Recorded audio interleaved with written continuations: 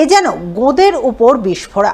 ভাঙন পরিস্থিতির মধ্যে নতুন করে বন্যা পরিস্থিতির আশঙ্কা তৈরি হলো মালদার মানিকচকের গোপালপুর অঞ্চলে।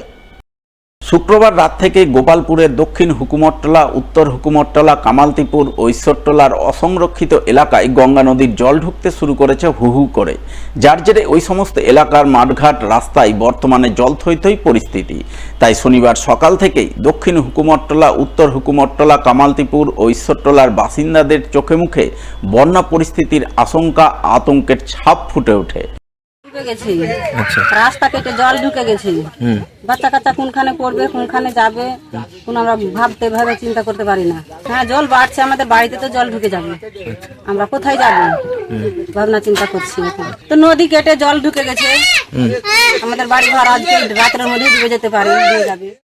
গ্রামবাসীরা জানান, তারা গঙ্গা নদীর অসংরক্ষিত এলাকায় বসবাস করেন, ফলে গঙ্গা নদীর অস্বাভাবিক জলস্ফীতিতে উঁচু ঢিবি কেটে বর্তমানে হু হু করে জল ঢুকছে।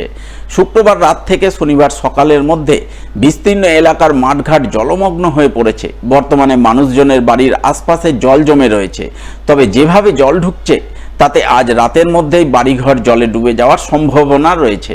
ইতিমধ্যে দক্ষিণ হুকুমট্টলা প্রাথমিক বিদ্যালয়ের রাস্তা জলের তলায় চলে গেছে, ফলে বিদ্যালয় বন্ধ রয়েছে। খুদে পড়ুয়াদের পঠন পাঠন শিখেই উঠেছে।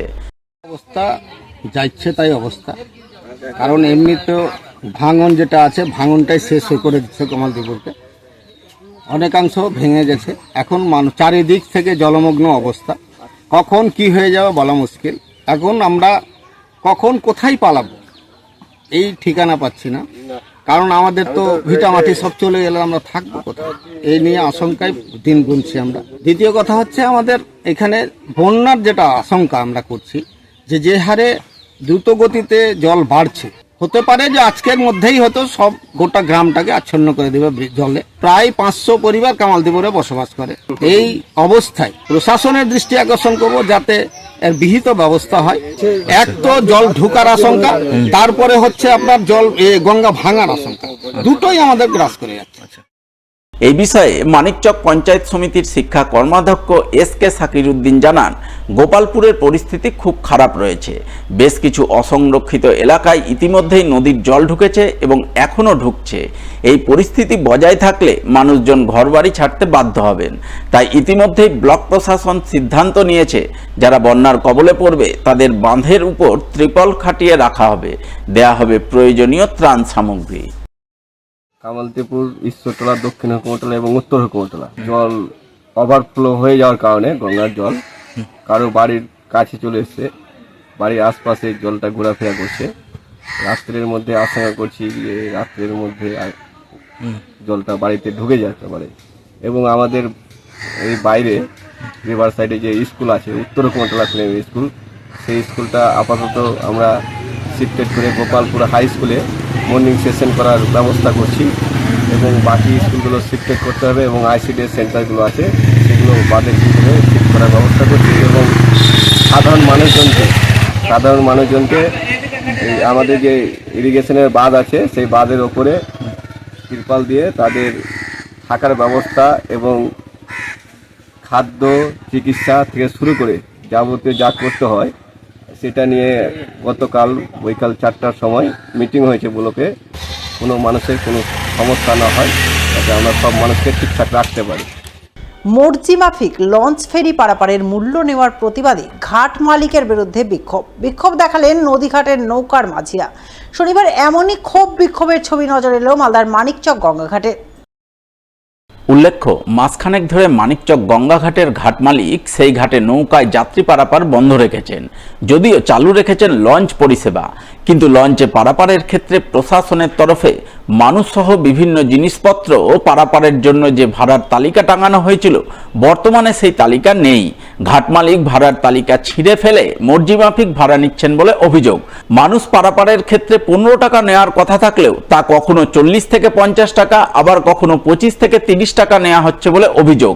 সেই কারণে ঘাট মালিক লঞ্চের টিকিটে কোনো মূল্য রাখেননি। টিকিট কাটলে ক টাকা নেওয়া হয়েছে? 25 টাকা। টিকিটের মধ্যে কোনো টাকা উল্লেখ করা আছে? না, টাকা উল্লেখ করা নেই। হ্যাঁ, টিকিট কাটলাম। কত টাকা নেওয়া হয়েছে? সেটা তো অন্যজন কাটলো, আমি তা বলতে পারছি না। টিকিটে কোনো টাকার উল্লেখ আছে? 25 টাকা করে নিয়ে হবে। টিকিটে কোনো টাকার উল্লেখ আছে? টিকিটের তো টাকার উল্লেখ দেখছি না।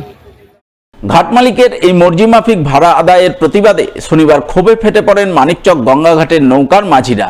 তারা ঘাট মালিকের বিরুদ্ধে বিক্ষোভ দেখান। বিক্ষোভকারী মাঝিদের বক্তব্য, ঘাট মালিক নৌকা চলাচল বন্ধ করে নিজের মর্জি মাফিক লঞ্চের যাত্রীদের কাছে ভাড়া আদায় করছেন। এর প্রতিবাদ জানাতেই তারা বিক্ষোভ দেখাচ্ছেন এবং এই ঘটনায় প্রশাসনিক হস্তক্ষেপের দাবি তুলছেন। না শিডিউল ট্রেনে বেআইনিভাবে এখানে ভাড়া কালেকশন করা হচ্ছে আমাদের কাছ থেকে, যেখানে 15 টাকা টিকিটের মূল্য হচ্ছে সরকারি, সেখানে 25 টাকা নেওয়া আছে। এর আগে 40 টাকা নেওয়া হচ্ছিল, তারপরে 30 টাকাও নেওয়া হয়েছিল। এই জন্য আমরা মিছিল করছি। এটা হবে কেন? শিডিউল ট্রেনে সব 4 জন থাকে এখানে, ভ্যানের কত ভাড়া, ট্রাকের কত ভাড়া, এগুলো 4 জনের এখানে টাঙা থাকে, প্যাসেঞ্জারের কত ভাড়া এখানে যেন টাঙা থাকে। এই জন্য আমরা আন্দোলন করছি। সরকারি আইন দিয়ে ও জাহাজ যেন ব্যবহার করে। উপস্থিত শিডিউল টিকিটের মূল্য, লাঠি দিয়ে ডিউটি, ওরাকে কেউ চিনতে পারে না।